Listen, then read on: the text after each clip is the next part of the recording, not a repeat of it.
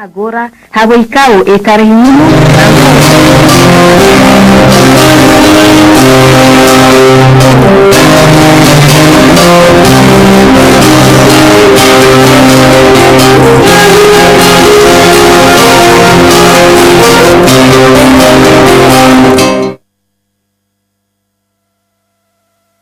Zadira e Halientia.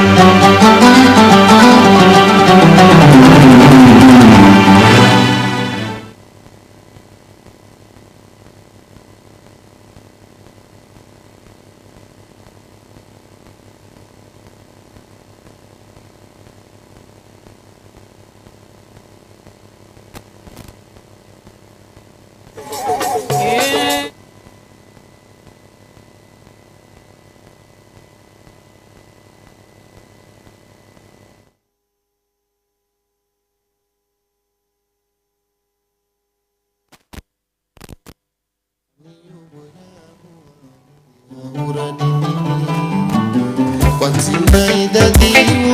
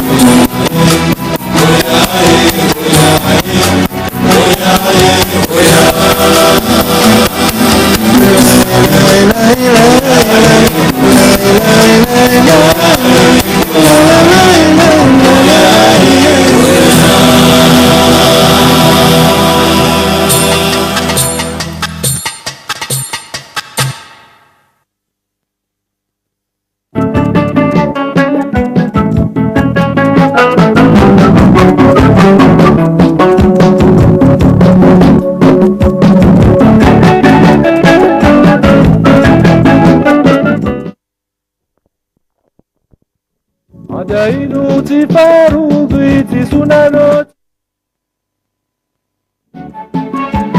Tangazo na mazoea ya wazee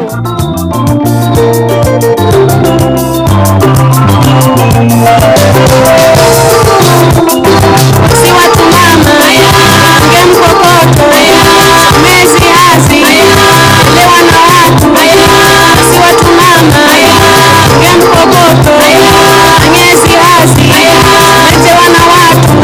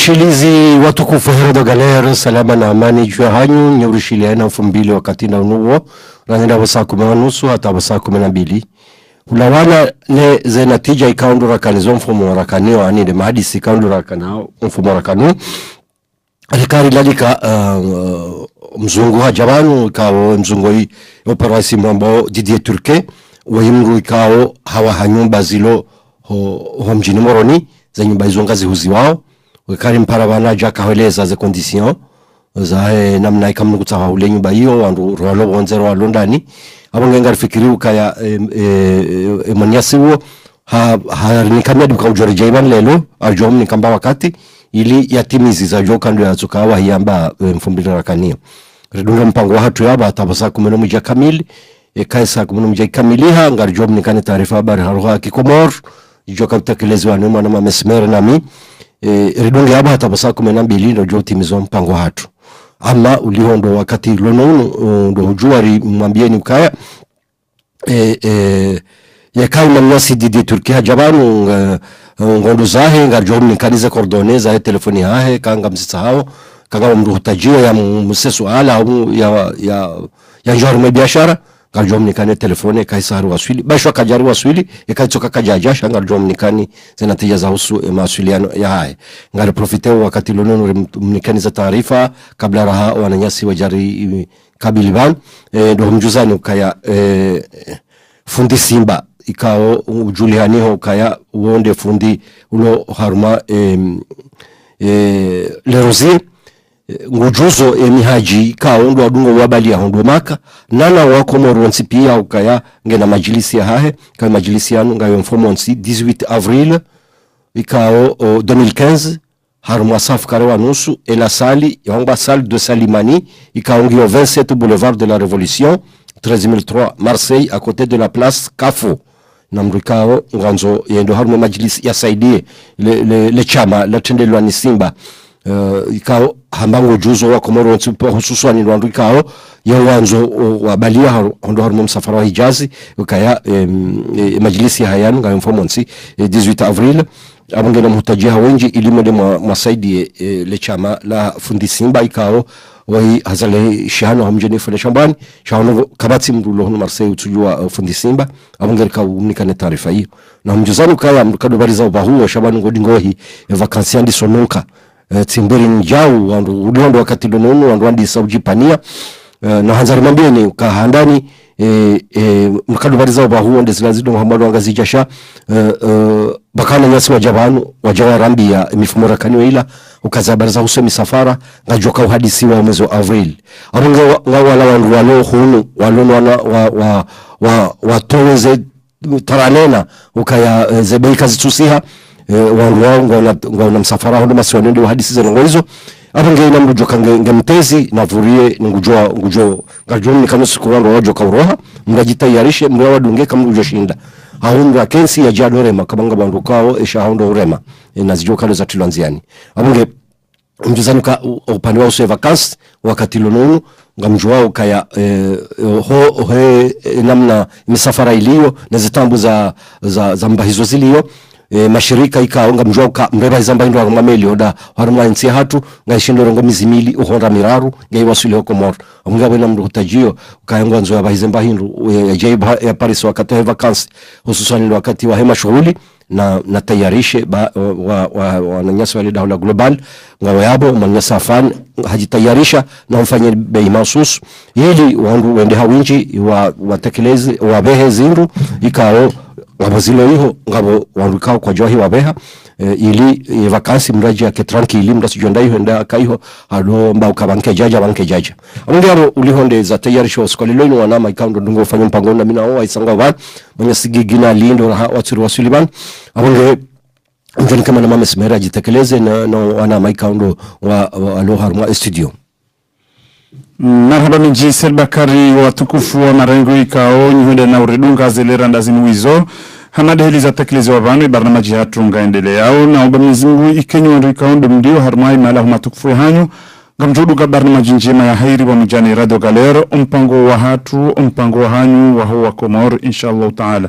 Nana jaundo nsorengesho bahashini mtimizi taarifa hamada hili Selbakara zoni savani ya ukaya omji wa zahaju harma hambu anirungu njebanu ni veshile marahaba wa komorikao do shangiria usko jana rangudo bojioni wasule masihu harma esali ya Felix Piata harma omchido wada hanana torabu na wa veshile marahaba ukaya ekatrengo waliono rangudo bojioni hundapo masihu na Mwenyezi Mungu ikezi natija za hundana bano zende za rumilwa embabikao de atumu de atarishi wa ijerumilwa hukawa wakati unji ngarumilwa harmado kwa madazinu ima pesa ya rengo ni wanduwa ili watuma boshoni awanga sinakini ukaya lejiola janane masihu zinatija za jahajula hambu wazihunda ngajuhende henda za rengeze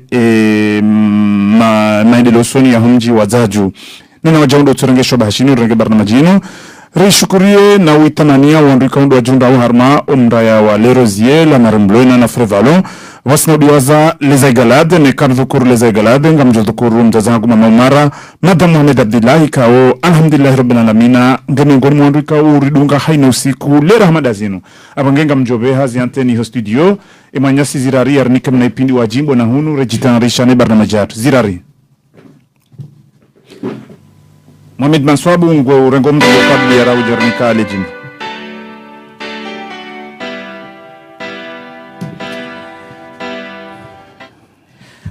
Salama na amani julahanyu ni mreshiliao nano ni mdohunu studio na huomba Mungu zenatijazi jenro hamaderi Said Bakari ya zonesa shamia mtahuni njembabi hamaha harmoema daya ionesa upando heze vakansi ukaya kweli baja wananyasi banu ambao msafara mwema fikiribala waonesa ukaya watawatarishe upande wa msafara alafu wakawendo maswani alafu watawando maswani memtahuni tengubu ya bokaya wawajitolea shabuketu ne sokabo heni mzimadasi ketingo bidi yashinde ya juu afanye msafara halio ya nje haru mwanongoze halio mamfikirukaya naritoseze mbwana nani mrujoshinda na wadunge shasinga fikirio kaya tongoza avion au za saya kazna ukansi eka kartinansi dongo yonge bidori riele wendo ndondo ebenge haukaya wazenongo za tukansi nge bidori fanyeni tartibu pia kweli zembwana baadhi ya wandu wa zitaunzi anondo aonehele zio shinda zimkinishihe shanare onondo kaya ya ladhimu dogono kaya ikaka wati serikali ya sabuzi ijoka ni mipaka hayo ijo subuti kena ijoka banga ngona maranyia ngona haziza hauza ladhimu zifanyishia mfikiroka na mkinishiha kairto damba kayabo ikamdu kaja mfano nga wananyaso wadingone soka ya urondo de ulobo juu shabanka watambia mrende ya hari kawatimdu mrende harengezo mani kamdu harengezo mana katu ishinda na irenti yonge bidena ndongo yote na rodoshe zanando nondo babano wakati uja gasna maharbaini ladhimu kako ilingas nansi ya uhuru no kartsuana ndongo ndabo nguvu wananyasi waronesa wananyasi warengensi yobahi isho wafanyao ngwarangoe mali westere wefanya misafara kwa tuto subutatu wambeza kweli na ngam zingaresha bahashin tena ni njie mbabe harmoizo rudingo zisha harmo mfumo unesokopa ndo hangu udziro halisi okaya ngasiban ngasujumoneso ko wananyasi kaudo wa rengaza dhamana mwe ensi ya Komoro ngojuma ufanya udhalimu shasingaramba okaya udhalimu mu do he dawla Faransa bahenga sina wananyasi bao kaongo harmaze mbwana shamem mjosubuti nambe okaya midona mdhalimu sha harmando wadungo jitekeleza banu shemwe nyesfa naswir njao na Muhammad imru yashinda siraji bonsuju ye mwanyeso ngono so ndongo hindi ngone sokaya arisisi ikao ngardungo ne sokaya ye dawla Faransa ngene jukumu he Komoro na manzira jeba naam ye dawla Faransa ngene jukumu ya hoba ne Komoro ilio yebengengo wakati yonga dodota hoana zidondo wana marioneti no wana kanisha hoana nyasi kwa wananyasi show atende ya dhulumen kudia he dawla Faransa haizo mwenyesi ngoneso hindi ngoneso kanyi wa Komoro na mjoka heli mdujo amboke dawla Faransa nge dhamana he Komoro bahanili yo bahiabo ye dhalim yani ngutahoneso hindi ngutahoneso kaya woi gigi woi zirari na mhadna nsop beka kaja waonesa yengo ijunuzone sarumwe radio Gazelle pardon na hunuzone samba shauson de radio Gazelle ya bosima adi wa he Komoro ya marhabu kana baraka ka dawone mwanya siraj na wasaya na mke nyendo na mke bazuka na mke igongo mtodo oremensi yahan shamtike harmo ila haki na mwanadamu asabuzi de wono so haki siba ngarone sawo ye haki au kangaramboka naam wananyaswa ko moru wafanya udhuluma karja parozi haraya shangaramba ukaya edhumenku de yazingaro ne dawla faransa de mano kasi wasangari habili ori habili ngaro soka le jawabu le hunda shawiri do kana rifanye sulhu dasne dawla faransa yo de mano kasi wasarji toli ya ukaya ngartsa hau 2016 runde ni shawiri pia na wananye sonna joka ya kartina nzie katinda zinzavot evengena rendera shindane wa komoro riswahili wa komoro wa jweza kweli kena ukiririke halin marhaba.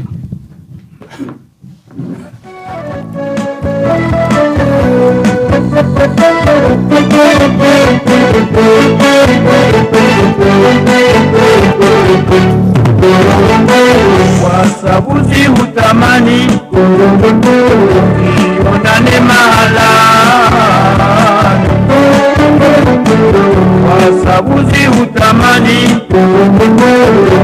ionane mahala,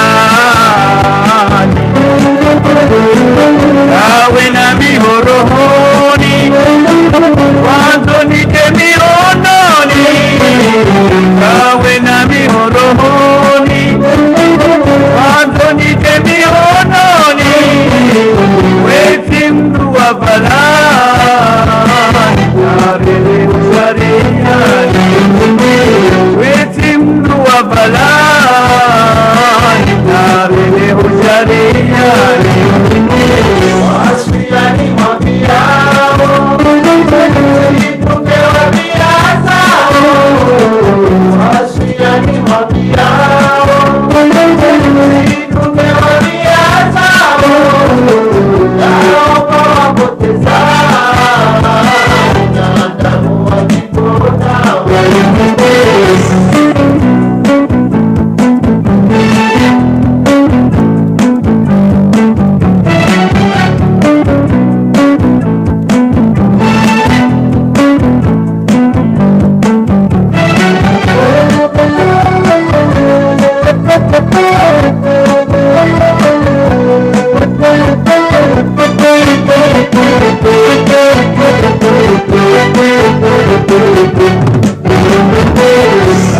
Hauke hashiri nuru ya dunia, hauke hashiri nuru ya dunia.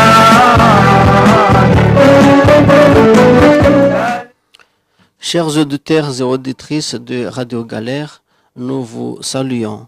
Vous êtes sur l'émission comorienne, l'émission dominicale qui commence comme d'habitude depuis 16h30 et qui s'achèvera à 18h, l'heure à laquelle nous passerons le relais à nos amis italiens.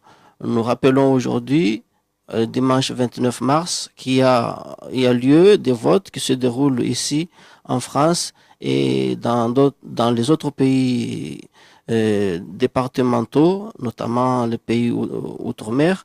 Et donc ici en France métropolitaine, les votes ont commencé dès 8h de ce matin et ils s'achèveront à 20h. Et donc nous rappelons ceux qui n'ont pas eu la chance d'aller voter ou l'occasion ou la volonté tout simplement, eh bien qu'ils ne ratent pas l'occasion qui leur est offerte, parce qu'il est rare de trouver des nations qui permettent au peuple, en tout cas, de choisir les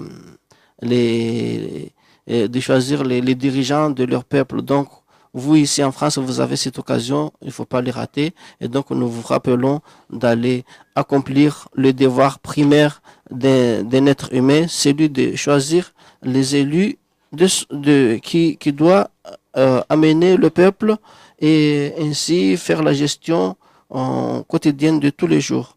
Donc, une petite pause musicale avant de passer la parole à Saïd Bakar pour une information complémentaire. Et je rappelle aussi que nous avions annoncé la venue de Didier Turquet, et pour l'instant, il ne nous est pas encore parvenu ici. Donc, dans peu de temps, là, nous serons casés de sa venue ou pas. Et pour l'instant, nous vous faisons apprécier une petite pause musicale avant de passer l'antenne à Saïd Bakar. Witende bali nambari wasiani wamiao ituke wamiazao wasiani wamiao ituke wamiazao nao wapotezao unadamu wajimona nao wapotezao unadamu wajimona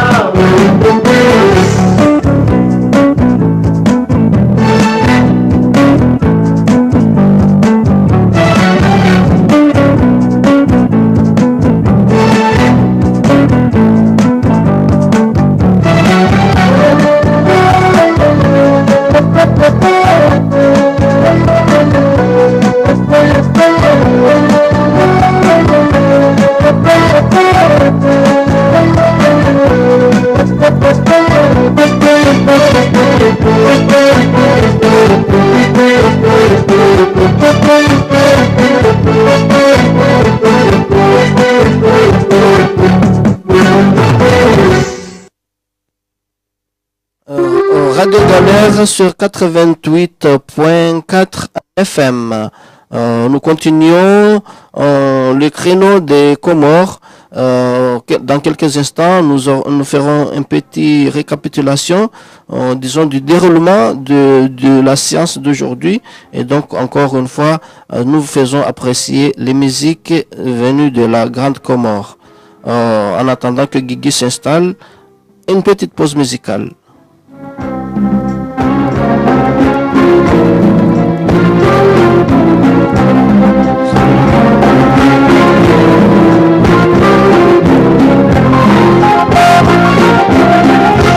Nenda urudi salama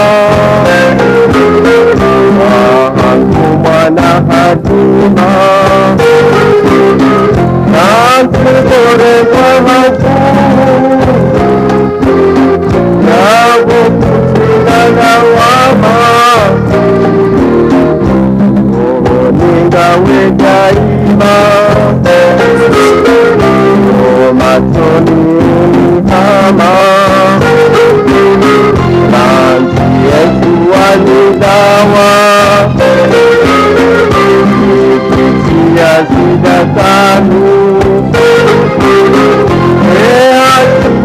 Asibirikawa Tukitakuja machoni nidawe daima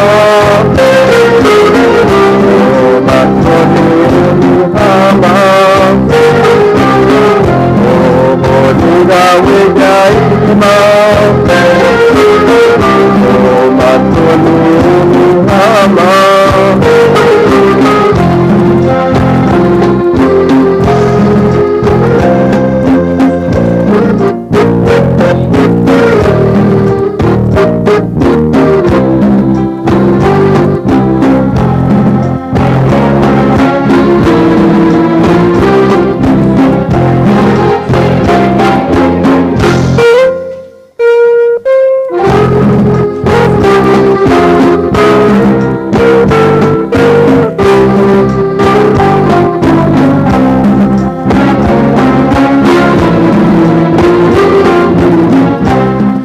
Washilizi watukufu Nord hili mwakia wana makalima watende watekelezwa vanu na mwananyatu Mohamed Mansabu mwananyatu Siraji Dini uhalio abenze tena onyeshize zahe banda ilokamba tongo nyingi za vumbulo abantu wayatsatsa ari akena ile rongolo droit de réponse sumbulia mwana wakati kabla Gigi ujofanya recapitulation ya mpango watu wa leo. Siraji sovulishia Siraji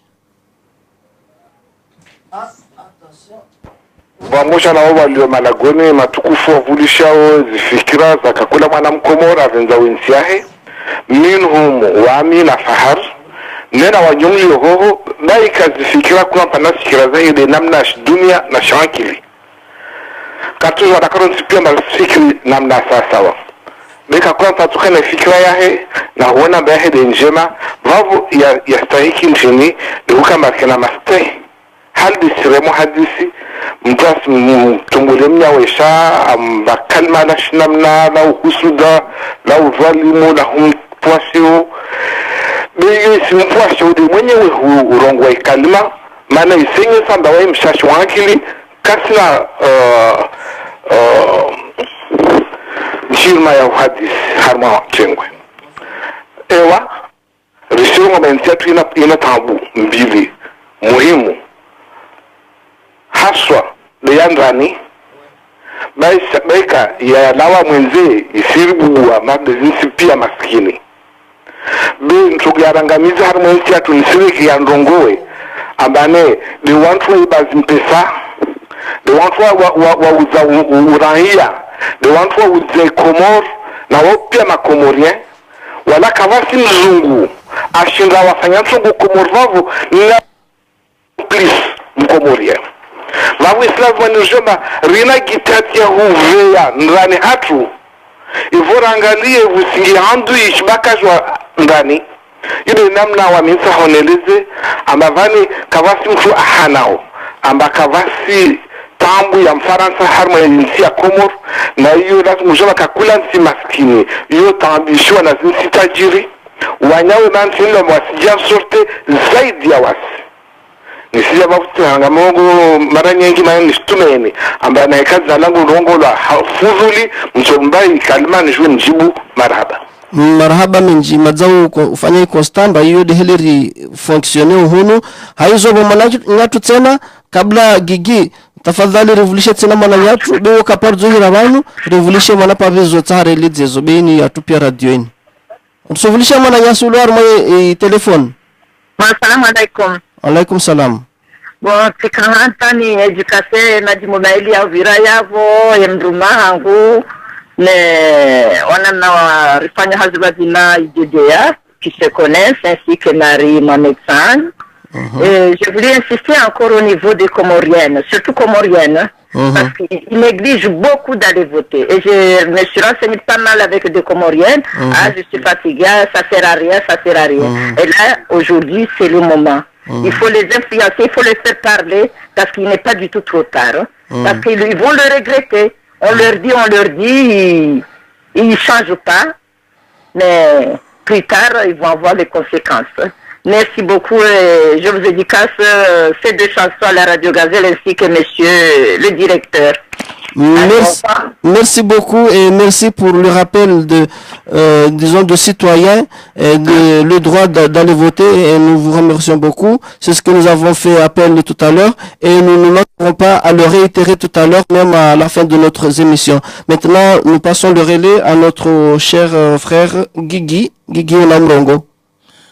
Ewa marhaba doka afikiro zandugo sojija wizo mana zoredo anzari badilishe ngazirejeo bala za lazimu doka hosa 11 siujane taarifa habari esa tiyo isai gabili bande abo amfikirika ngabo mahadisi nongayo mahadisi ngajuya endelea na jumwelezani kawai mwananyasi Didier Turke ikao wa hauze nyumba hamboda moroni gujohuja leo shangujoja homu sizoni wa emission ndio na kanzani tekeleze haswa ama mitskanza tena ni beshe marahaba mwanamsho watu ya Rongo Radio ambaka no washeleza kari jojibi uhalisi geha winji wajitekelezao harumwe radio hauka rumo shia maji ya ndwazade wajitekelezao nonga unazinjizo hamba unazinjizo risomesa marahaba no tosheleza kawangasi radio Galer shati radio Gazelle marahaba.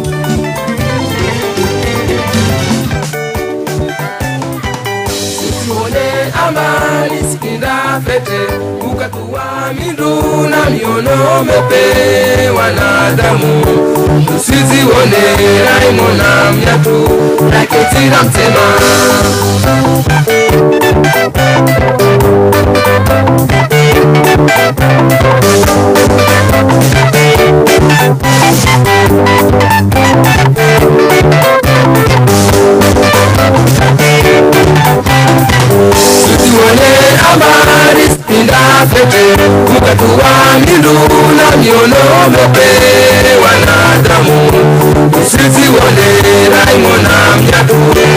Etira msema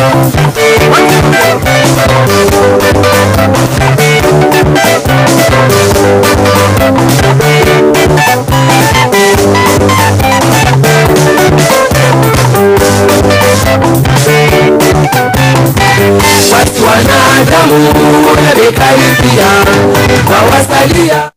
Radio Galère 88.4 en FM. Undi wakati ya wasungia harmazi taarifa habari ritso yeleshi wazo na zikiwatu Said Bakari na mwananyatu Mesmer Maruf. Fale tafadhali.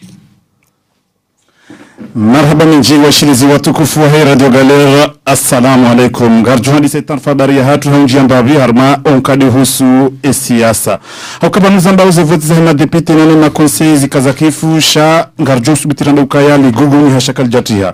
Haukayanga sina takriban mifumo milibano makonsei ya helisi walangazija kwa jaja uhanti biro ya hao nana isharia shandani uwasuli raisi wa hao. Na zinuzija asbabu ya ukaya iparti IPDC ya Dr. Ikludonini udojibu wajunruka kwati majorite harma makonsei ya ngazija wawa boykote omonano ya kaubidi uendele umfumurakano ili hauhanti biro nana raisi. Ndongo zini sababisha mibambandano mingi hundrihana baina ya parti jiwana na parti RDC uwasule parti IPDC. Haizo holi hondeze tambo zini zontipia garjosh bitirambe ukaya zendogozi mkinishiha usiku wa juzi. Ukaya mmonano wabidi utula mmono ne guvernor wa hili swala ngazija haizo makonseye warudi wa rejei harmale jumbe la hema konseye ili hawenda wavoti raisi wa haunana wanashama wa biro. Ikadonza rangalie makonseye wa serikali kwa jarenga fungu harmaze voti zino ama huende harmale jumbe la hema konseye na wakala ikaundu wa voti de makonseye wa he opposition yani de parti jua e parti PEC e parti RDC. Ikadonza rangalie banuzamba bao biro ya hema konseye ya hili swala ngazija isai hantiwa na parti ya jua uwaswili RDC ya mnibarakse swadihi nana PEC nana zi parti ya kiopposition bwalo swafil awalo hadaraja hili swala ngazija husema konseye haumikani mfano ye konseye haumikani mfano serikali ya Dr. Ikludonini wandiha wafanya haini zofanya no ili wahule makonseye wanu au jovotia serikali.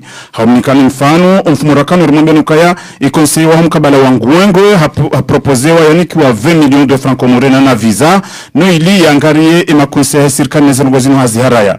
Na bamuzamba ruparsa taarifa ya ukanga bo konseye wa hele bavula itandaya wa he parti RDC ikawe konseye we ujula lezina la tanshik swaifu mbadahe hajilwa hodahunyahe ni madhoma na wahi parti IPDC na umambe ukange bidi wambie mwanaho yarangarie sima konseye ya kisirikali bangarju hunika 10 millions de francs comoriens tibahi rimrengi hazini wa Comor Telecom yani kwa mshahara wa ralizui jana haina mwezi na nangarju hunika aina ya gari la Megane la decapotable na waja ngarju mlibia msafara yende harma insi ya Dar Salama rimlibia loteli noili yarangarie zinogozini konseye kajazi kubali kama nzarangalie ya serikali wafanya hini zofanya rangudo mwadu hezo votizinu uwasulo mwiso noili waki majoritaire rangole madepite na makonseye garjumushilizani zi habari za jiri harma umji wa mtsambi ya nzuani ya uka harma le dahu la dahi ya masundi waziri wa hini safari matembezi wa hundi havalizia mapesa intuwa heze voti na wajau Abu Ashraf Ali Bakari kaundi ya bihi ibaze passport za hinti ya hatu hakofanya kampanya ya mapesa kama nzarangalie ngebidiu zemali za daula zirumili wao watina nzia za haki harma inti hatu wanduwanu wa hukumla rengenfano mweza bira harma inti ya Senegal haukeza bira harma inti ya Senegal bwana Karim Wade ikaunde mwana wa Abdullahi Wade yaka rais wa inti ya Senegal umahazuzili wasulu mahazuzili na 12 ramzambao Karim Wade hafungwani mahakama ya Senegal harema mahasita ya shibani na harema la manda ya 138 milliards de francs CFA izacho msazini na bakaya wakati wahezi ya mbabahe ya kauruma harengima pesa ya daula haji rumilia na holi honde zisabu zafanywa iho Senegal yunga ukaya assurance vie ya Karim Wade ngena 425 millions de francs CFA ikauna pesani haya harma inti ya Luxembourg na wajau magari mararu ya Lux wasinaudiwaza 18 milliards de francs CFA ikaozini habuwa societe za aviation nde mana ya ukaya madhamana wa inti ya Senegal ni makatianu holi watame bahizi na gozinu wa mfungu maha sita ya shibani wa mremela manda ya 138 milliards de francs comoriens nguna jailie ina francs CFA samahani nguna jailie madhalimu ya luharma inti ya Komori ya kadamiza wa inti ya Komoru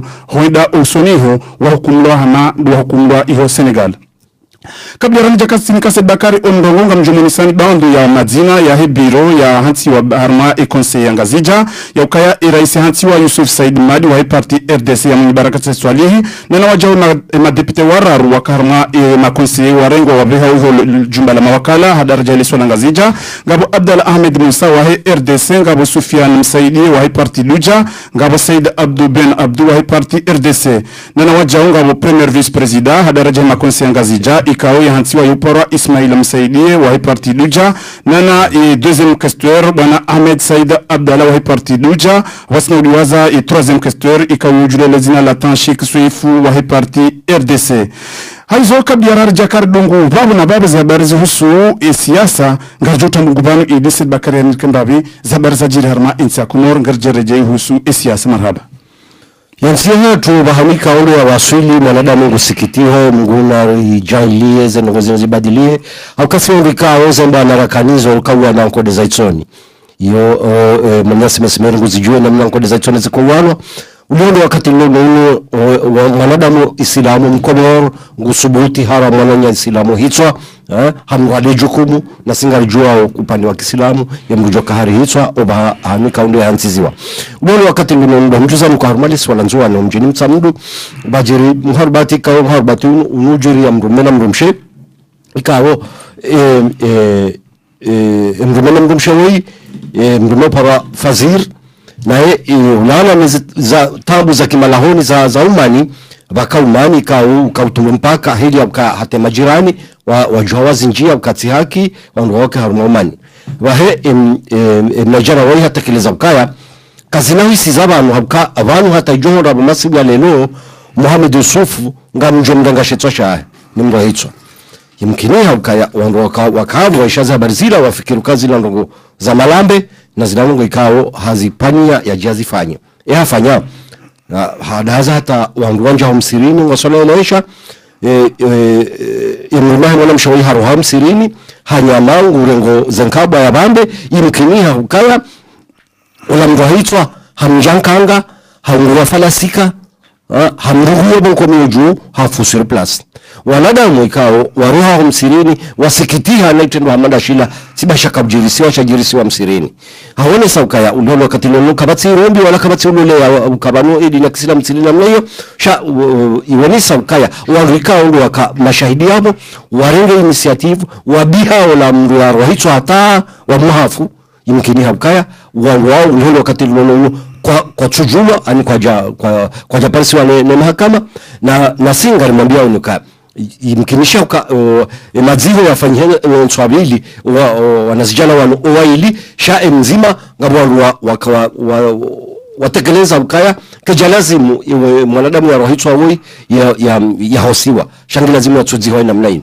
hawone saukaya kisharia mwanadamu Islamu ikahafu lazima hosiwa ama ulihondeze habari kauni namna za jeria wanadamu akausikitia sabu wanazijana wanu waziho waili na za habari zinu wahanuabliliwa domsiri wa basaidi ikauha humjomba hampanga inde mahala ni ajalinu ya jiri ndo mjuzani kayanga mjua ka inuma hamfuka reranzi lesi wananzua ni la kombolwa ne majeshi kao rawa Komoro rawa Labonze madhamana wa serikali wansipia wa husule jeshi wa wasuli harumali swalanzwani haenda wafanye anniversaire au wafanye chezo boneso la wanesa kaya ya usikuti twenda bai amanga wanadamu walolea kaya wanu daraja wanonsili yo ngarijua kaya misafara hamanda yinu irengao malizi nji wanu pia kwa hizo paravio ndo harumali lesiwa na zinzo nsipia wandu wajua kaya baishwa bende wafanywa ngwarde na nsabu na jao sha kodoka jafa nga wandu ikao ezinudia ngizozi fubani ulawana neza jiri harumalesu walanzoani wakati Muhammad Bakar yakanaze mamlaka zahe lesiwa ndo mjuzani kaya rikari mjuzani mfumarakani ukaya batayarishiwa grevu ya husu zelikoli wanija nelise said momechek na singa joka ya wanazioni abo tindo mafundi baisha hata wanazioni bao imkini haukai provisor wa heli seinu hanza yamakinishe watoto kwa wanazioni kwa watsinjia wa mwavu wa hii grevu amma kwa Jakobali ngarijua ka grevu inu ngajohenda bana atajonda mfume jao ngajohenda natija mjuma zino zaina mna ikaule grevu inu yatayarishiwa na si ngarijua kaya grevu inu sino upande unubahi sha yambisha kaya usiku wa maudu wanduika mazofera ususwa ni wafanya za transport wafikiri kufanya greve wati baize mara hiya onda haruma ikapitali hatu abo greve hiyo itendeziwa no wandu wala haruma le bavulambaji nambu ula wananeze tambuza pare ka ondo lozirema le bavu do humjuze ni tena ukaya kabla rahani jani kama mwana mamesmer fanya bunjili weka ule bunjilo lini tendelwa ni waziri wa Zehazi Siti Kasim le bunjilo lini bunjilio la hufanya nzia na mashauri hususwani neze habari za husu ushababi neze staji no msomo hazi namna ya kaya wanzo wafanya razi ka ledima litilwa nziani kiasi bifanya namna ikautinde ya tayari shwa kudofanya wama siwani daima wandu kangu wafanyoze hazamiho na zila zambao artizana wansi pia wafanya bunjili okuu ili waziri hatekeleza ukange lazimu majumba yani watsambalie ba wanadamu wale hormonsi kweli ngabo shomaji shawinji wa hao kabatibu na maarifa ya ushinda afanya haze namna lazimu wakakwa jasoma hindu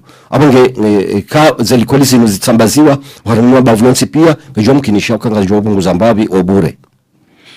Marhaba minjini ni Masud Bakar wakatunu ngarjundi la harmali swala mali rimikeni uondu kaundo wa hansi wa waendese makonseye ya daraja ile swalinu Lutumjizani ya ukaya raisi hansi wa yujulele zina la Answifa Abdu Fazwilo na wa konsewara wa taulu harmalesi wala mali wajiwangare asamble ya hatu ngabo Said Bako Huseini ngabo Alimad Ben Mohamed Baka nana Mohamed Muhammad na wanu wararu wa hiparti IPDC ya Dr. Iklu Danin harmalesi wala nzuani biro ya hema konseye hansi wa wajau ni hansi wa raisi Ibrahim Mohamed nana emadipte mararu ya tolu harmima konseye ya nzuani ili hawendelea harmali jimala mawakala la ngazija ngabo Baston Said ngabo Hatim Sairan nana Nadhar ikawanu wararu wa hiparti jua ya Ahmed Abdallah Sambi yabeka mbanzarangalia holiho ze voti za hema konseye zihisa zikazakifu ngarjunda uka harmali si wala mwali wala majorite de parti UPDC ya Dr. Iklu Danin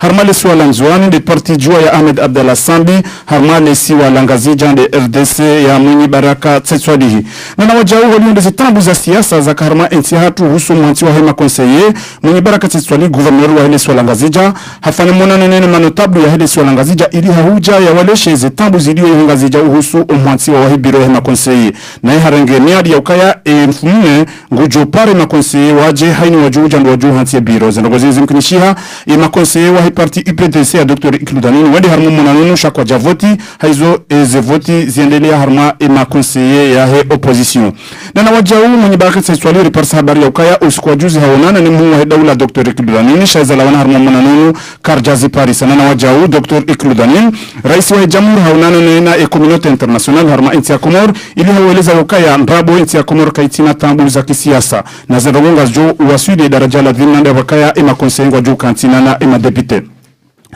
Nduto mwashelezani ya ukaya banurzambao ze voti za hema depute zikaza kifu yabo emizinda ya humu wa avrili ujao le baraza la mawakala ngwa juu hanti raisi wa baraza la mawakala ama wakati manzarangali banuzambo kabati parti wanu ilona majorite ya ushinda wajikinu hau hanti raisi wa baraza la mawakala haurenga mfano inti ya hatu ngona madepite mengomiraru na wararu haizo harmu madepite mengomiraru na wararu wanu yishirina wani wa voto wa kirasmi madepite ishenda wakaula wa harmu makonseye ya ngazija mwadina na nzuani yabo ekari manzarangalie lesiwa la nzuani watoa makonseye wararu mwalima konseye wararu ngazijama konseye wararu yabo karno jingisa shisabu ngarjo subitira mbukaya kabati parti ilo harma ensi hatu ilo na majorite uhusu za voti zinu haurenga mfano ye parti jua nane RDC wasule pek nana kandida mzima independa wa hili swala mwali watanganya haze parti zinu ngona makandida kume na mfukare nana wajau ye sirkali ya Dr. Iklu Danin nande IPDC wasule parti radhi ya Alim Saidi nane serse ya Azali Asumani nana ma independa wa hili watanganya ngona makandida 16 yabakanda nzarangalie ema opposition ngaona 19 kare ya serikali ngaona 16 yabuyala yaunda ala madepite mengo miraru na mararu yabakanda nzarangalie ekaba no hunda muzinda ya mwezi wa avril ujao kabati depute mzima banu ya hulwa yabo e parti jua nane RDC nane peki ngwajorenga e majorite yo assemblée shabana zamba wazangozi ngizo hidzani holiho harma habari raziparisa ngemkunisha ukaya bwana Fahmi Said Ibrahimu kaja zitekiliza mafaka hawangaria ima kandida ya he opposition na zini vijaa sababu ya ukaya ngena umani wadamu nenena mbunyi bakatsa swadihi abonge huenda ya mangari harma la tabu nzima ngizo nziro abonge weha sahara ndi hando arbitro ujoka uresa ompira harma ezevoti za huhanti iraisi wa hili baraza la mawakala na vamzamba wazangozi zihakikisha ukaya bwana Fahmi Said Ibrahimu hajitekiliza ukaya nge kandida haujuta ya votewa raisi wa hili baraza la mawakala la henti ya hatu imuzindaru wa mwezi wa avril na wajao bwana Ibrahim Mohamed Sule wa parti jua nge kandida na wajao bwana Isa Sule wa parti UPDC nge kandida ahangar Josh Bitrambo kaya muzindaru wa mwezi wa avril ujao harmali baraza la mawakala henti ya hatu ngabo gugugu na ngamfikiru kaya ngabo wajoji hanamu haukaya haini parti nzimabanu ngiyo na revanche parti jua yerenga uraisi wa baraza la mawakala ngwajoka uzihana moye UPDC na wajao UPDC bao kwa na uvabangu raisi nzamani wa henti ya hatu Ahmed Abdallah Sambi ikawarenge uraisi wa baraza la mawakala ngaranda ndahama katiamu na Mased Bakar Lomjizenu kaya manzishi jimla wa hele dahola he waziri ya he mahakama hatolo harumaze haziza hahe ama mfumo ujaundo jomnikani ze natija za sababisha umtola wa he manyasi wai. Lomjizenu kaya Bank Central wafanya mkonsi kao wakahunjilia makonsomateur na nondwika unga shuli hau neze habari za husu ze banki zipatsao wa Komor ema pesa na singa joga ya ze banki zipatsawe mapesa haruma ensi hatu ushuru kaundu warengao wa hekredi kabjaha bahame kati Komor hawali nguhamande de mawasiliano anzari menisenuka mavamana wa banki Bank Central watekeleza ukaya ngilazimu haina mjoko kufanya kredi ya junwa namna hahe na zalongo za hezo ntipia ili ya jeju namna joka upatiwa ikangu joka ushindalibe shatibu tukare mnungo kredi yani kwa mapesa Lomjuza nitsenuka mavamana mhiwika unde mavamana wa shuli hao ni za habari za husu za aeroport za dunia hafanya msafara ujo haruma insi ya Komor na yenge iho haruma sekundaru na joka haruma insi ya hatu na haja ili yaje yao na namna aeroport ya hatu ili yo na singa joka ya aeroport ya hatu wahisa ila aeroport ya hale isa tulanziani ngaifanyiwa hazi ili ngeze amviyo ikao dozifanywa hazo haruma izisiwa ani mwalina nzuani ili basike bihanya wandu wajoka ndo walabonze na wandu ikaundo wafanye misafara ikao yo karibu na nemasiwa anjari mensenu kale daulinu li tayarishiwa nungo zinji altilo kamera na mashini zinji ili lifanye hazi namna ikaundo lazima na yobahati ya ukaya harumale harume Afrika hatu yomkini kayumkiniha ukaya waparehanensi ukawawne aeroport mbili bahanu bazima shasisi mizimu wali nkalifu mvuilo ngarifikiri ukambese zenongo kazi kamilishia yabo wafanya ngo ikawo yo ngajoka masulaha no rikaondo wafanya msafara rumjiza nitsena ukaya ndeza habari za husu le shirika la Hidza za habari za husu le shirika la Hidza ndo mwambia nika bunjilio lifanywa haruma harumansi ya Afrika Mali ensinu ngairenga lebunjilo linu ali jaha sababu hindi leze tabu za mwenje ikaundo zifanyi hao lozipari hao haruma ensi hatu waronesa ukaya ani lebunjilo kufanywa Abidjan lunjilia Banque Mondiale ne Banque Africaine de Développement wamijana na hivyo maana wahe akiba ya Komor Mamadou nana emanyasi raisi ushuloni za habari za mwenje Abdul Nasiri wakao harumale bunjilolin waonesa hena mnaini uka risaidia mapesa menji uharumale nsi ya Komoro na ili waroi zani katsumkinishiha ngelazimo skwaliloni rifikirindo ngananzia na mashawiri ya ngazi kao ngajoka daima haukarile mewa utorenga majire huli labarini na singa joka wanduwalu haruma yensimu yo lazima walu wayi yabu haina tilwa tulanziani zo hanzoka kazi lungu heja ukashahiza na tsungenda shikazana lomjuza nitsena ukaya habari za ho mjini Moroni upande wa husu Gare du Nord Gare du Nord bando bahanu ikao wandu wendo hamahame na mbanku ndo wapashili yao ikao ndio karibu ne Alkamar na Volovolo.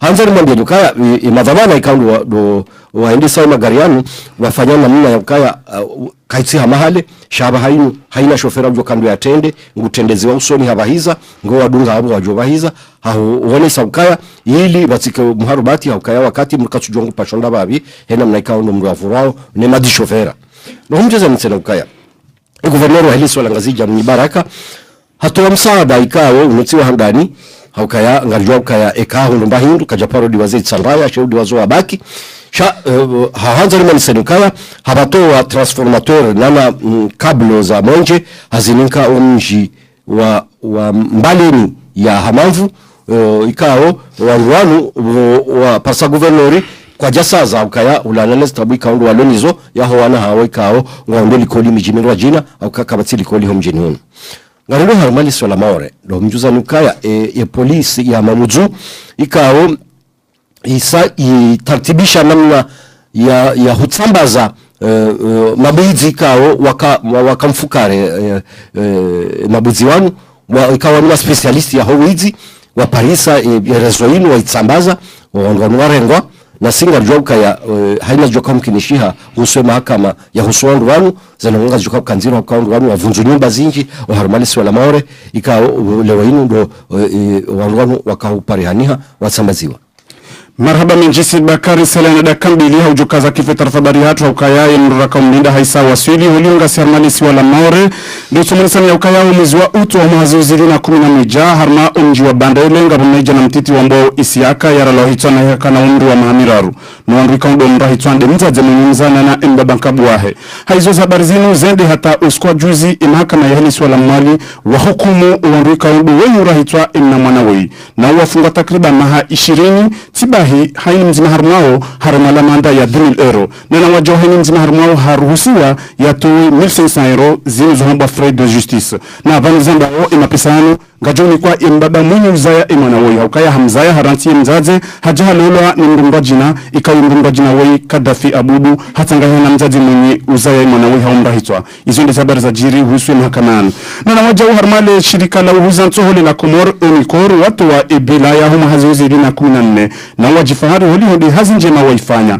haurenga mfano imapesa ikaundu wa ya verse harma ekesi ya daula uhusu ye taxi unique harma umaha wa ziuzi na 14 wabira wa verse aina ya takriba ya 2 milliards de francs comoriens yabo ikarna zarangalie umaha wa ziuzi na 14 uenjeza aina ya 439 millions de francs comoriens rahana umaha wa ziuzi na 14 nina wajau wajuliza ukaya umuhaziuzi na 15 wajau heza taksi ya hau ili hauruhusu ekesi ya daula ihundani na mali nyingi na ungwa una azma ya ujo verse 2 milliards 600 millions de francs comoriens na bamzamba wazi langozinu ngomba ukangwa ziste hiu haukaya unuzi wa janvier na unuzi wa fevrier wa umuhaziuzi na 15 bamzamba waye Unicor ya Komoro wa verse 686 millions de francs comoriens ikawini di taksi unique waku verse harma ekontu ya daula na hulionde zinatijanje mazinu bamzamba watanziani hawa hajumba la he Unicor hadaraja ilesi wala mali na nzuani na le jumba la ngazija ngal johandisa imakati ya jao na makatani ngal junji ambabe harma unkade husuye sport hamjuza nukaya bwana Michel Platini ikaunde raisi wa ile kungumanyo la mpira wa mdu la hele bara la Europa njoka wasuli harma enti ya Komor imezimbili ya humezi wa avril ujao hamlahiki wa ikao utandisi wa ile kungumanyo la mpira wa mdu la Komor haujo mlahiki na mduhamando ikawa wasuli harma enti ya Komor yabo mpira wa mdu uhundana na marunda holiho ngarmushiriza nyokaya bwana Joseph Blatter raisi wa FIFA intuenda harma inti ya Komor hasaidia ishonza shampira sha mitsamihudi nana ishonza shampira sha mitsamdu ihunzuani na vamzonda o ishonza shampira sha moroninga shiwaha ne FIFA nana wajau harma unju wa fumboni ishonza shampira wa mdu wa iho ngashiwaha ne FIFA abangese Bakare kakusina nukto ayo njeza garjo kamilisha kabisa fundu watu giginge na nukto nzima basi uhuswe tanfabari yatu ewa no mina hata mbili marhaba Danitz kanzani ni rejei ya muze votiza leo hunu ikaangarju wafiki kwa ndo ho moju hambabe haro rabadilize lera ndio afdhali ambeseni mrua jitekeleze ende ya jitekeleze voti maneni jo huja ngasina jukumu sonti pia heni ulona nzia ya voti harmoja kaka jenda voti yo namna tena ya ujitekeleza ama almuradi kanu wanzawe zendogo zawo andu zende usoni muhimu dombrenda voti zabilide ajali ya avion ya la Espagne da Allemagne ya German Wings ikawa ngaro nao ka mwengonezi ya ajali ya jiri heli jile zao inuti aksida sha weyimlu ikawo halemewa hadanganyiha shehitso halafu habenze no kajao na yajiwa waeche jo wenji wafanyao sha hatoa wanadamu wa tukahanza hawatolea fidia wonaye donc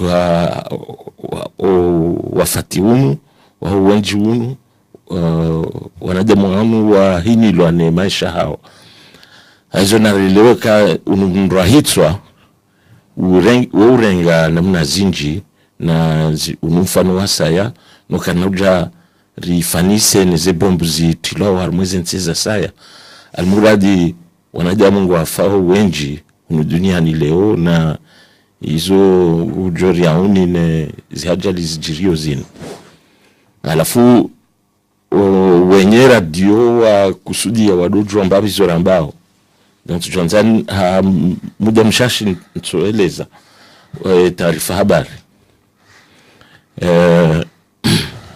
nous avons fait le journal en comorien de 17h à pratiquement maintenant pendant une demi-heure où nous avons parlé essentiellement des actualités du pays, notamment les élections des députés et des maires, et ce qui reste à pourvoir aujourd'hui, la présidence de la Chambre des députés. Et ce qui ressort d'après les analyses faites, c'est que il n'y a pas de parti gagnant aux élections. L'ancien président qui est d'Anjouan a la majorité en Anjouan. Le président actuel des Comores, qui est de Moélie, a la majorité à Moélie. Et le gouverneur de l'île de Gazidja, la Grande Comore, où il y a la capitale, a la majorité à la Grande Comore. Mais donc il va y avoir des combats de coq, j'allais dire, pour qui pourra avoir la majorité, quelles alliances pourront être faites pour avoir la majorité au niveau de l'Assemblée.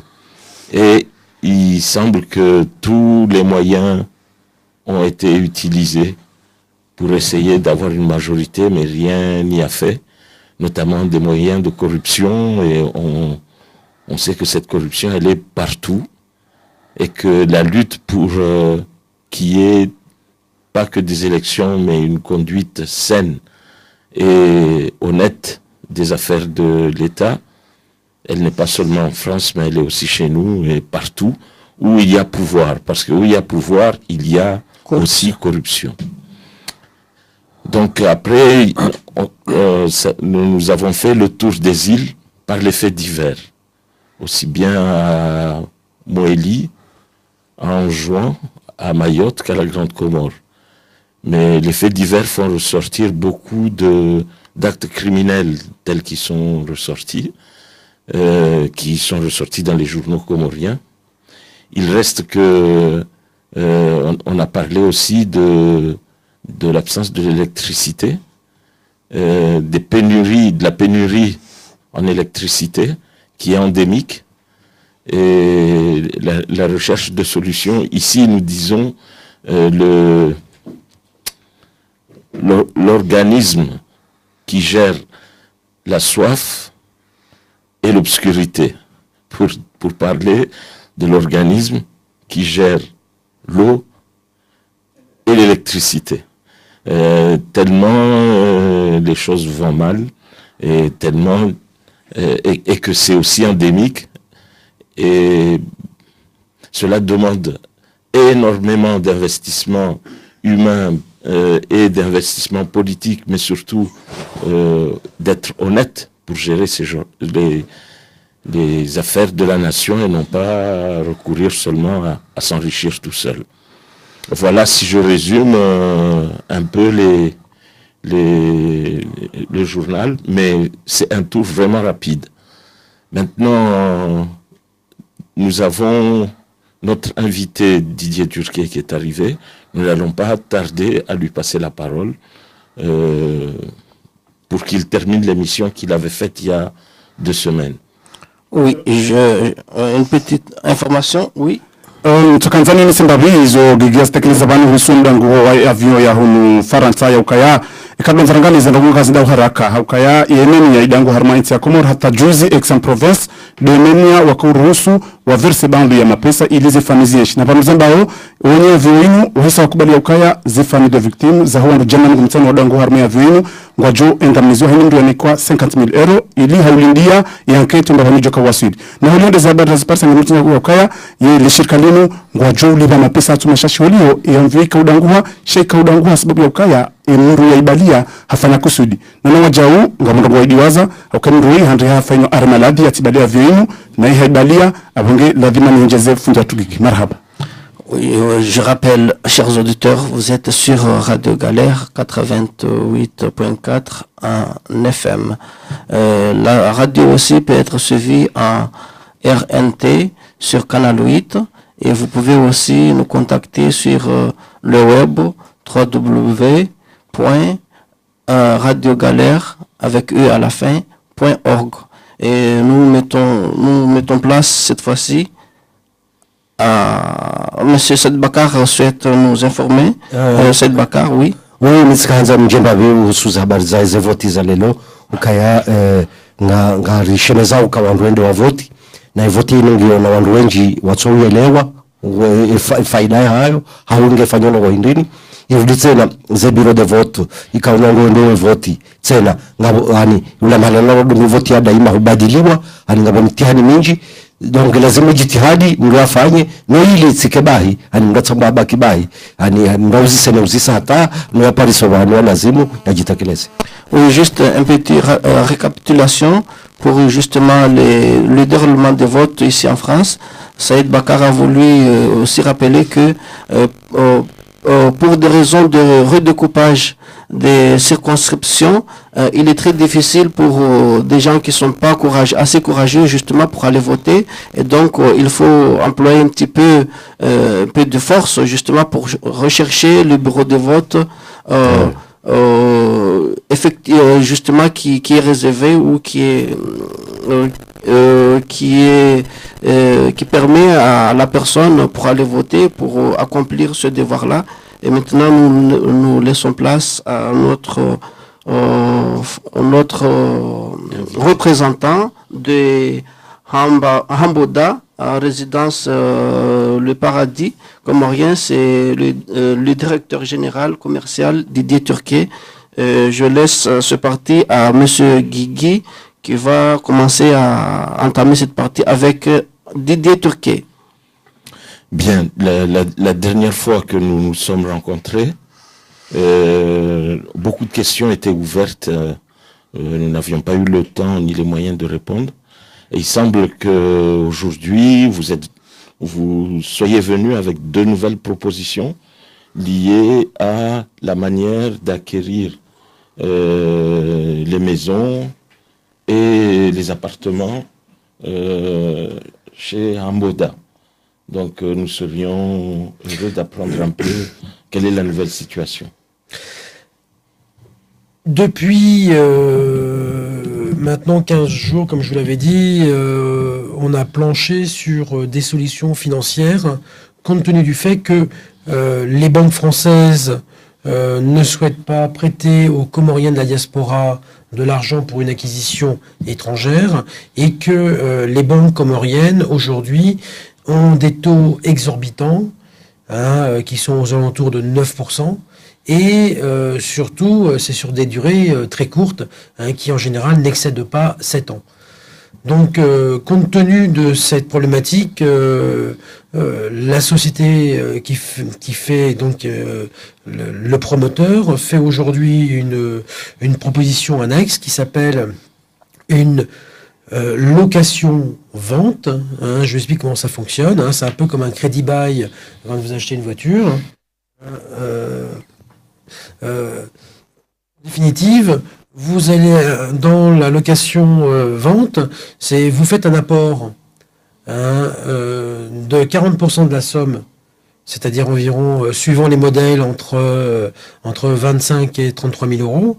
Hein, et ensuite, vous avez on va dire un paiement de location pendant 12 ans, environ de 400 euros. Ce qui fait qu'au final, quand on calcule bien, ça fait à peu près un taux d'intérêt aux alentours de 4%, hein, ce qui est tout à fait honorable. C'est un peu ce qui se pratique plus ou moins en Europe aujourd'hui. Hein, et c'est la première fois que ça se fait aux Comores. Donc ça veut dire que les maisons qui sont vendues entre 59 900 et 79 900, suivant les modèles que vous avez choisis, ça fait que vous avez d'énormes possibilités alors que vous n'en aviez pas avant. Très bien. On va poursuivre les questions en suspens. À partir de quand ces maisons pourront être disponibles? Alors, tout dépend si la maison a déjà été commencée, sachant qu'aujourd'hui, sur la première tranche des 68 maisons, il y en a déjà une quarantaine dont le gros œuvre est totalement terminé. Le second œuvre est en cours actuellement et en mise en œuvre actuellement.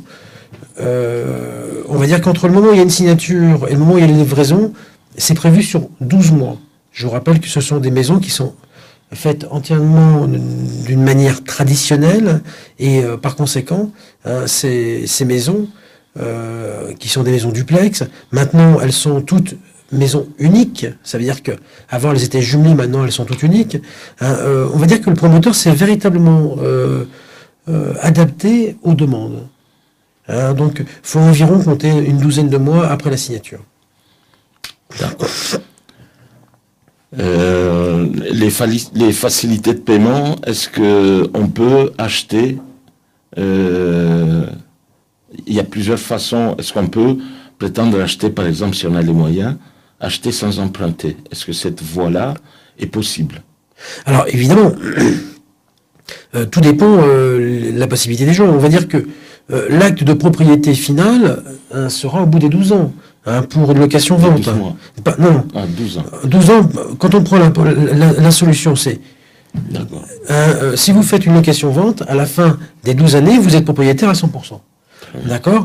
Celui qui souhaite être propriétaire avant, il fournit 25%, plus 25%, plus 25% et arrivé à la remise des clés, il paye 100% et donc il obtient...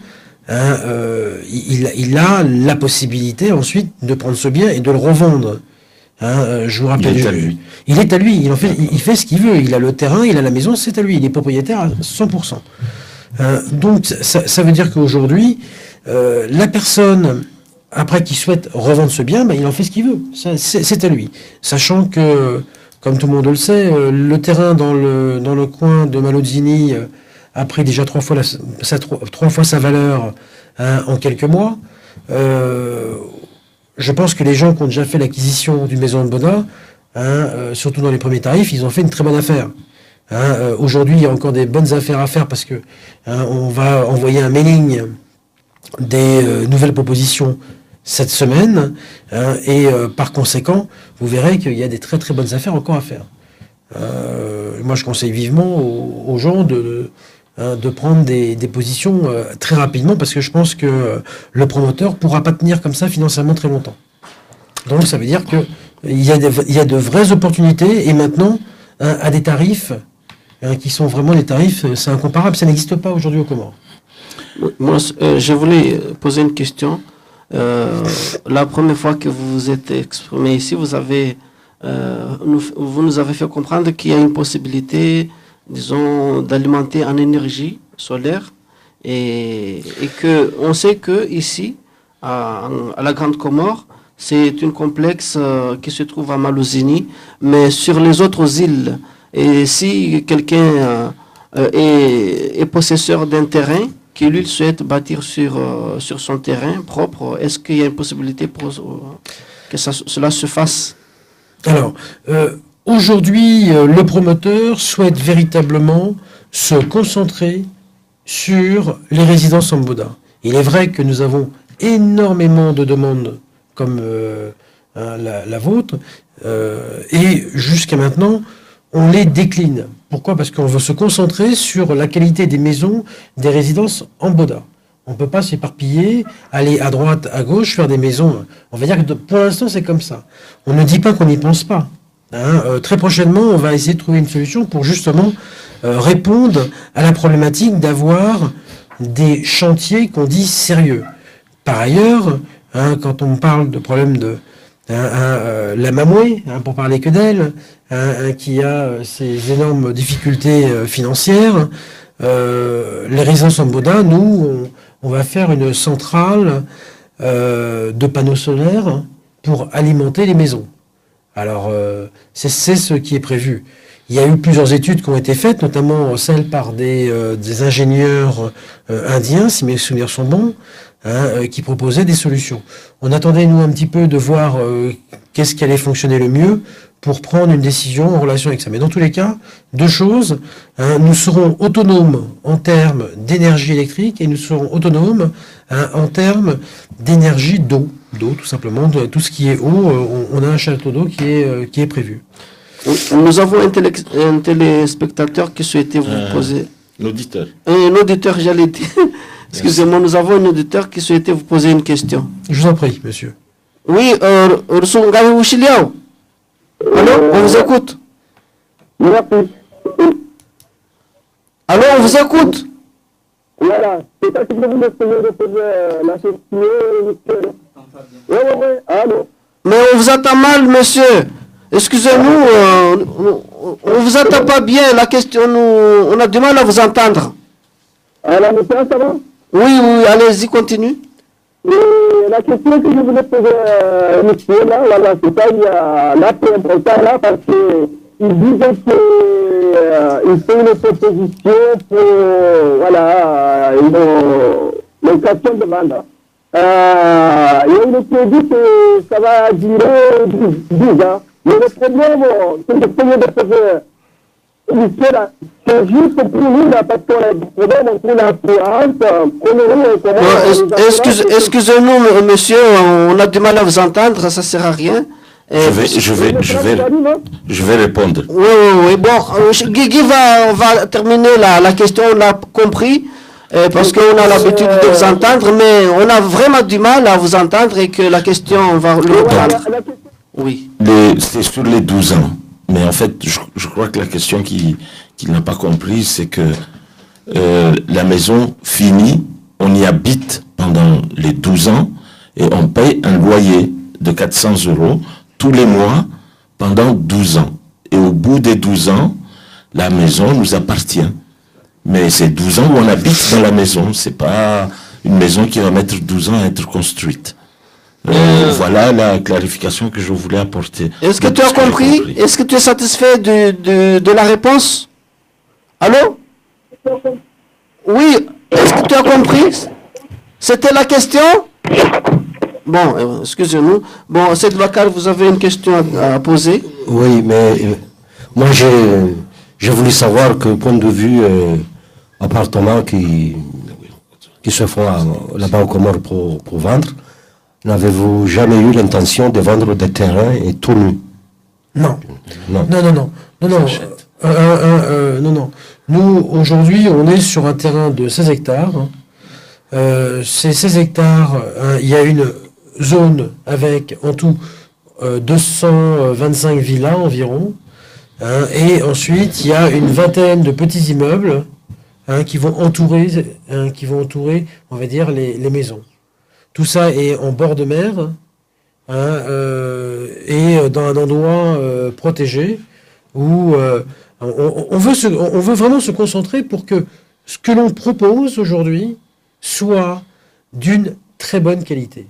Et je peux vous assurer que ce que moi j'ai vu récemment, parce que j'y suis allé il n'y avait pas longtemps, j'ai vraiment vu des maisons qui étaient agréables et qui étaient vraiment sympathiques avec des... Alors, est-ce qu'elles sont véritablement à 100% des normes françaises? Peut-être pas, parce que c'est pas les mêmes contraintes. On est sur une île, etc. Donc, c'est un peu différent. Mais quoi qu'il en soit, vraiment, elles sont de très bonne qualité avec des produits locaux. Bon, la question, c'était le terrain. Donc, le terrain, vous avez répondu que c'est un terrain déjà acheté, mais la volonté n'est pas d'en acheter d'autres de terrains, mais c'est aménager sur le terrain qui est acheté pour construire ces villas-là. Moi, j'avais d'autres questions concernant les conditions de vie dans ce lotissement. Oui. Parce que vous parliez d'une ceinture autour du lotissement, Oui. avec un gardiennage, Oui. avec une fermeture donc à l'entrée. Oui. Mais quelles sont les conditions de vie à l'intérieur? C'est-à-dire le ramassage des poubelles, la question de l'assainissement, la question celui qui a une maison, même si elle est à lui, est-ce qu'il peut en faire ce qu'il veut réellement, c'est-à-dire s'il veut la peindre autrement? Non. Est-ce qu'il y a des règles? Est-ce qu'il va la peindre à sa manière? Celui qui voudrait se construire une petite baraque à côté de la maison, est-ce qu'il peut le faire? Est-ce qu'il ne peut pas le faire? Toutes ces questions-là sur les conditions de vie, parce que le parallèle avec les conditions de vie à la comorienne veut que les choses soient claires. S'il y a des limites, il faut les poser dès le départ. C'est pour ça qu'il y a... quand on fait signer le compromis de vente ou d'achat, comme vous voulez, hein, on livre avec un certain nombre de documents, notamment un règlement de copropriété. Il est bien clair que ce règlement de copropriété, il est lié au propriétaire. D'accord? Ça veut dire que la personne qui sera en location, elle ne sera pas propriétaire. Elle sera locataire. D'accord? Donc, il y aura un représentant légal qui, lui, sera propriétaire. Ça veut dire que, de l'autre côté, les habitants des résidences en Boda, ils ont tout intérêt à ce que leur résidence, elle soit bien entretenue, et dans le concept qu'on a mis dès le départ, c'est-à-dire qu'il y a un gardiennage 24 heures sur 24 et 7 sur 7. D'accord? Ça veut dire que il y a un règlement de copropriété, on peut pas rouler on peut pas rouler comme des fous, on peut pas. C'est normal. Hein, c'est là pour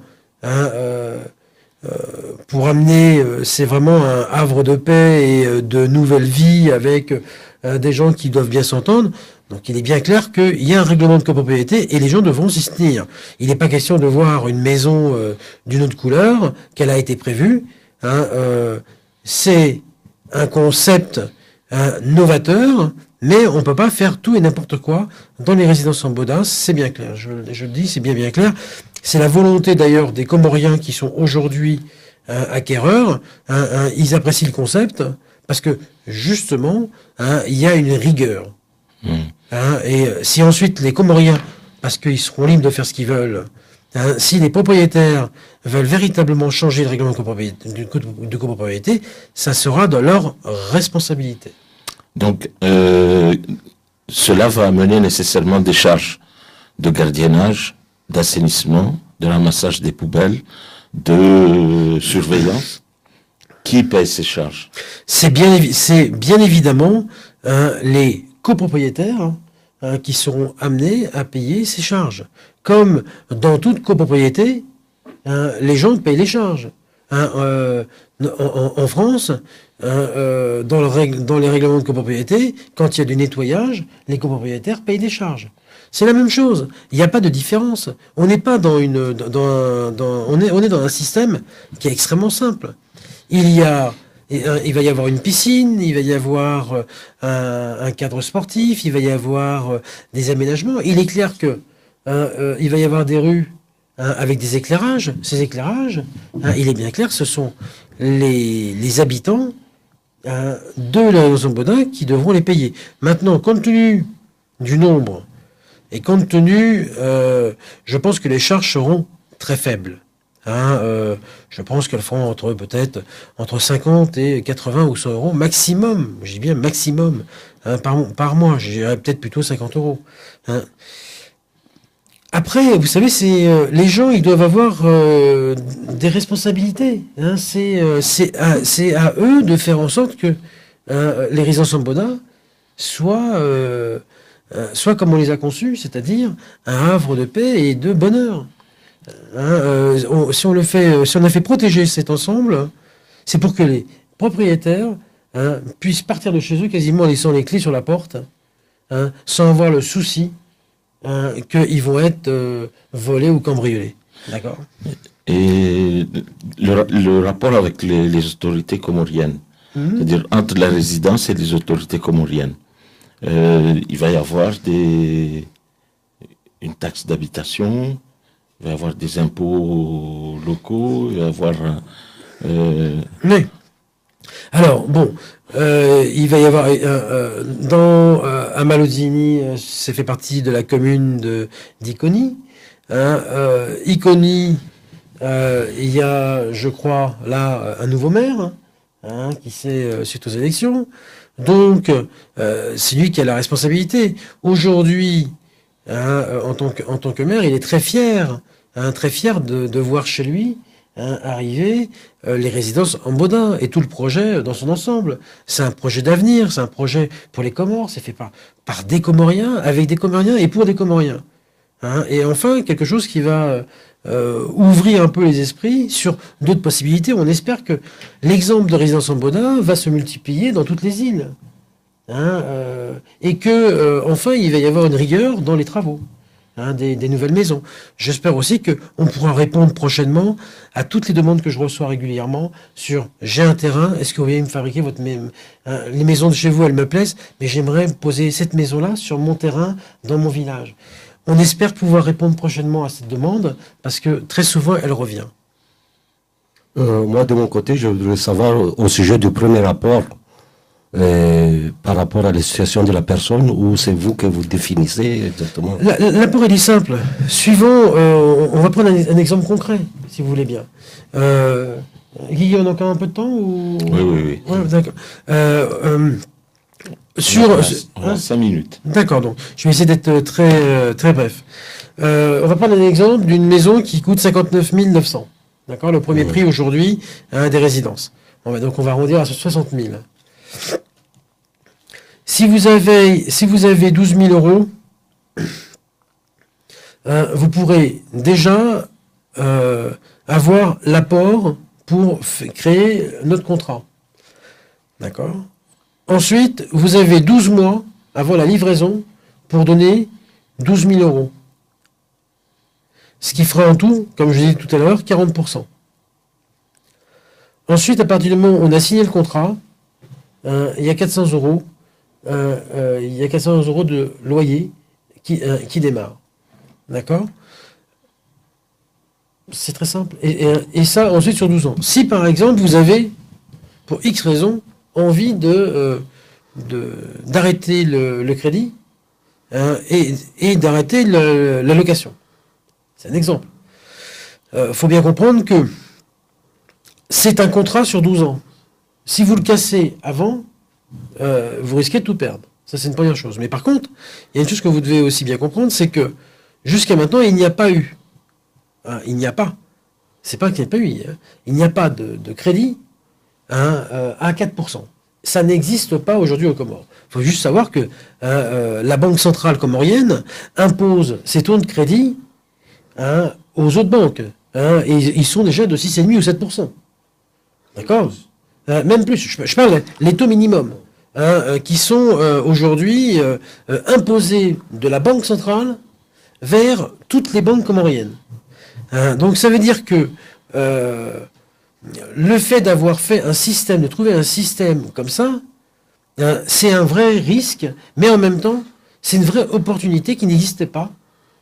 Et je remercie vraiment Advis Dijou, qui lui fait son possible pour que son projet fonctionne. Et on va dire que là, il a vraiment fait un très gros effort. Oui. Monsieur de Turquet, il y a quelqu'un qui veut vous poser question rapide, parce qu'on va bientôt finir là. Oui, on vous écoute. Oui, bonjour. Oui. Oui, ma question est que comment se fait-il qu'aujourd'hui, les investisseurs ou les gens Baisse qui ta veulent radio investir- derrière. Baisse ta radio. D'accord. Et on va vite là parce qu'on va bientôt achever l'émission là. D'accord. Oui, je voudrais juste poser la question suivante. Pourquoi aujourd'hui les organismes qui viennent aux Comores pour soi-disant aider les Comores, pourquoi au niveau de la banque il y a un taux très élevé par rapport à l'intérêt des gens prêteurs? Maintenant, ma deuxième question est que comment se fait-il qu'aujourd'hui, quand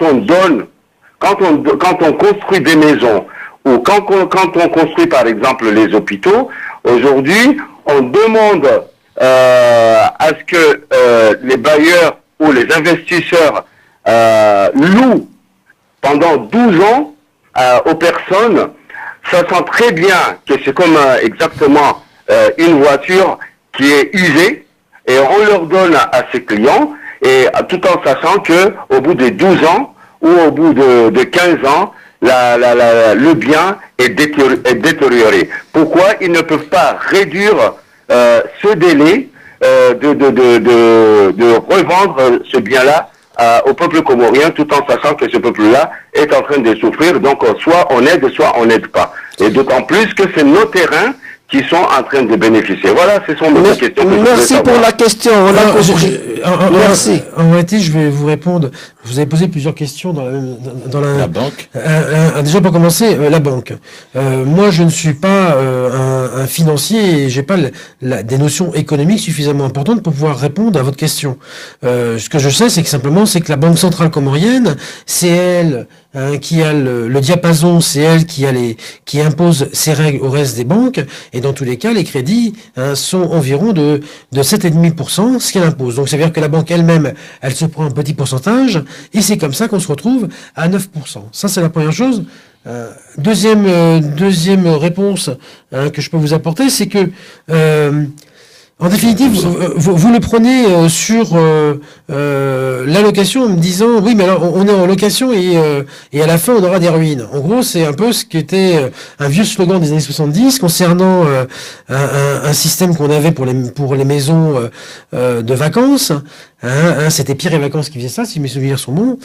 Sauf que il y avait plusieurs locataires au sein même de la maison. Là, c'est différent. C'est plutôt un crédit bail. Et nous, on se considère pas comme investisseurs. Je vous ferai juste remarquer que c'est des Comoriens qui sont à la tête de ce projet, entre ce sont des Comoriens et des Français. Donc nous ne sommes pas là pour... D'abord, c'était des terrains comoriens qui sont revendus à des Comoriens. Et aujourd'hui, les bailleurs de fonds, eux, jusqu'à maintenant, quand on les a sollicités, on n'a rien obtenu. Donc jusqu'à maintenant, on croit tous dans un projet qui est un projet fabuleux, et vu qu'on ne trouve pas d'autres solutions, et si vous avez vous des solutions, je suis prêt à vous entendre. Avec grand plaisir, je les admettrai. Aujourd'hui, le promoteur offre la possibilité d'une location-vente. Si maintenant, cette location-vente, ça vous convient pas, vous pouvez soit l'acheter et trouver vous-même un crédit. Rien ne vous empêche de trouver un crédit. Tout ce qu'on sait pour l'instant, c'est que les gens qui sont revenus avec les informations nous ont dit, voilà, on n'arrive pas à avoir de crédit. Et moi-même, l'ayant vérifié dans plusieurs banques, effectivement, il n'y a aucune banque française ni comorienne qui prête véritablement à des taux intéressants et à 12 ans, ça n'existe pas. Voilà, donc je ne sais pas si j'ai répondu à votre question, mais dans tous les cas... Moi, je voudrais un peu faire une remarque et peut-être amener un autre élément. Les 12 ans, c'est les 12 ans de prêt pour avoir la maison. C'est pas... Mais celui qui peut l'acheter peut-être en 6 ans ou 3 ans, ça doit être possible. Évidemment. S'il paie plus cher et avoir la maison de suite. Évidemment, bien évidemment, Guy. C'est que on a donné 12 ans parce que c'était une distance approximativement qui amenait à un remboursement de 400 € par mois, ce qui nous paraissait acceptable pour un couple. Mais ce qui est énorme chez les Comoriens, 400 € par mois, on peut les payer en vivant ici. Oui. Mais ceux qui vivent aux Comores au vu de l'échelle des salaires et de ce qu'ils gagnent, 400 €, c'est énorme. Donc on reste dans l'échelle des maisons accessibles à ceux qui travaillent en France ou qui ont des ressources autres que les ressources locales et qui voudraient investir chez eux, qui voudraient avoir je vais dire une chose. Dans la première tranche qui a été aujourd'hui, qui n'est pas encore achevée, qui est en cours de fabrication, nous avons environ 35 villas qui ont été achetées. Sur les 35 villas qui ont été achetées, il n'y en a que 7 qui proviennent de Comoriens de la diaspora française. Tous les autres sont des Comoriens qui vivent aux Comores. D'accord ? Et eux n'ont pas demandé de crédit. Donc, je n'ai pas là que... on ne va pas poser la question sur l'origine des... Là, ça va au-delà des compétences. Bien sûr. Non, mais d'où le sourire. Mais j'entends bien que le salaire du Comorien moyen ne permet pas, je dis du Comorien moyen, peut-être qu'il y a des Comoriens qui gagnent beaucoup plus et qui peuvent ou qui ont eu des ressources autres et qui peuvent. Mais si on parle de l'avenir et de la volonté que ce soit un village comorien, ma crainte c'est que ce soit aussi un village de riches comoriens et non pas du Comorien lambda. Parce que quand vous voyez le prix d'une maison aujourd'hui aux Comores, d'accord, une maison équivalente aux Comores dans un village ou à Moroni, nous sommes actuellement au tiers du prix. C'est-à-dire que un bon nombre de maisons de la même qualité sont aux alentours entre 200 et 250 000 €. D'accord ? Je parle avec les mêmes qualités que les maisons dont on parle. Donc, si vous voulez aujourd'hui, les résidences en Boda, elles sont à ce prix-là parce que tout simplement, c'est la quantité qui fait que on arrive à réduire ce tarif. On a essayé de se rapprocher le plus possible des possibilités des Comoriens. Et à chaque fois, je vous fais remarquer que les résidences en Boda se sont adaptées à la demande. Je pense aussi qu'il y a un autre élément, c'est que le terrain aujourd'hui aux Comores, il n'est pas extensible. Il est cher, il est souvent vendu 2 fois, 3 fois à des gens différents, pas accessible. Et une fois qu'on a acquis le terrain, lorsqu'on veut construire dessus, ça prend 10 ans, 15 ans. Parce que les matériaux sont chers et qu'on n'a pas de quoi fournir les matériaux pour avoir les... Vous l'aviez dit déjà la dernière fois qu'on s'est vu. Ça, c'est un argument de poids qui va correspondre à des gens qui ont vécu à l'extérieur, qui n'arrivent pas à construire une maison sur le parcelle de terrain et qui voudraient investir pour avoir une maison chez eux. Et ça correspond à, je dirais, à une ça correspond. Didier Turquet, le mot de la fin, parce qu'on est déjà... Didier Turquet, oui. Donc, moi, je vous donne juste de nouveau mes coordonnées. Pour toute question, n'hésitez pas à m'appeler au 04 91 93 53. 04 91 93 53 ou au 06 64 80 32 32, Didier Turquet, ou éventuellement vous allez sur le site. Je vous conseille aussi d'aller vraiment sur le site et d'aller poser vos questions sur le site, parce que quand on a des bonnes nouvelles à vous fournir, on les envoie directement. Voilà. Merci Didier Turquet d'être venu. Du site, pardon. Alors, le site, c'est immobilier-aux-du6 encore au Comores.com. Voilà. Merci Didier Turquet d'être venu ici à la radio, et nous vous demandons quand vous avez la possibilité de le faire, parce que c'est important pour nous, parce que la question que Guigui a abordée tout à l'heure concernant les matériaux, c'est un problème vraiment crucial, vraiment important pour les Comores, et donc merci encore une fois. Et nous avons déjà écoulé notre temps d'antenne. Je rappelle que vous êtes sur Radio Galère 88.4 en FM. Vous pouvez aussi suivre notre radio sur web www.radiogalère.org. Vous pouvez aussi le suivre pour ceux qui sont des Comores, eux qui suivent l'émission après l'émission, parce que c'est en rediffusion à partir de demain 20h. Vous pouvez le suivre sur MMS Momasso sur YouTube. Et donc merci d'être à l'écoute, d'avoir été attentif au long de toute cette émission, et nous rappelons que nous allons réitérer ces rencontres, surtout sur les questions du logement, et nous mettons place à l'émission italienne, l'émission La Bella Vita du Tonto Guy. C'est une émission en rediffusion.